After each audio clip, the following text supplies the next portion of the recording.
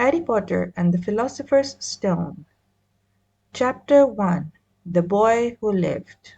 Lily and James? I can't believe it. I didn't want to believe it. Oh, Albus! Dumbledore reached out and patted her on the shoulder. I know, he said heavily. Professor McGonagall's voice trembled as she went on. That's not all. They're saying he tried to kill the Potter's son, Harry. But he couldn't. He couldn't kill that little boy. No one knows why or how. But they're saying that when he couldn't kill Harry Potter, Voldemort's power somehow broke.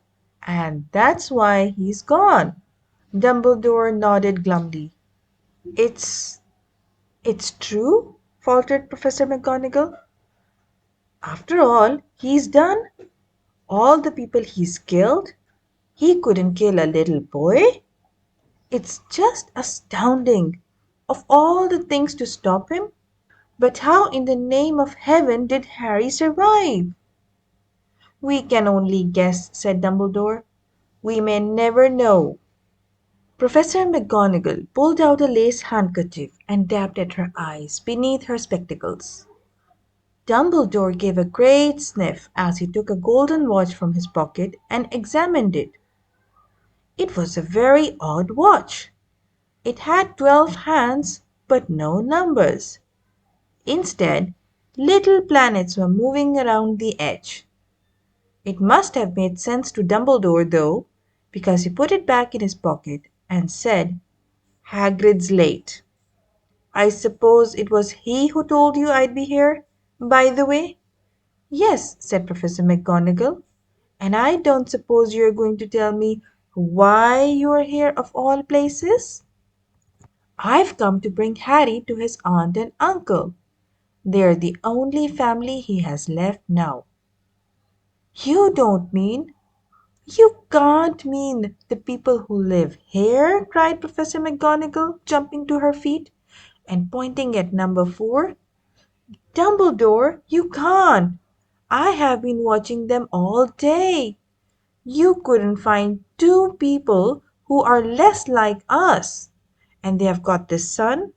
I saw him kicking his mother all the way up the street, screaming for sweets. Harry Potter, come and live here? It's the best place for him, said Dumbledore firmly. His aunt and uncle will be able to explain everything to him when he's older. I've written them a letter.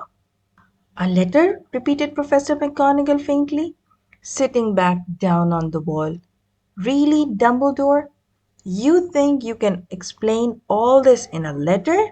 These people will never understand him. He'll be famous, a legend. I wouldn't be surprised if today was known as Harry Potter Day in future. There will be books written about Harry. Every child in our world will know his name. Exactly, said Dumbledore, looking very seriously over the top of his half-moon glasses. It would be enough to turn any boy's head. Famous before he can walk and talk? Famous for something he won't even remember? Can't you see how much better off he'll be growing up away from all that until he's ready to take it? Professor McGonagall opened her mouth, changed her mind, swallowed, and then said, Yes, yes, you are right, of course. But how is the boy getting here, Dumbledore? She eyed his cloak suddenly, as though she thought he might be hiding Harry underneath it. Hagrid's bringing him. You think it wise to trust Hagrid with something as important as this?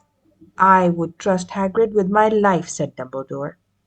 I'm not saying his heart isn't in the right place, said Professor McGonagall, grudgingly. But you can't pretend he's not careless. He does tend to. What was that?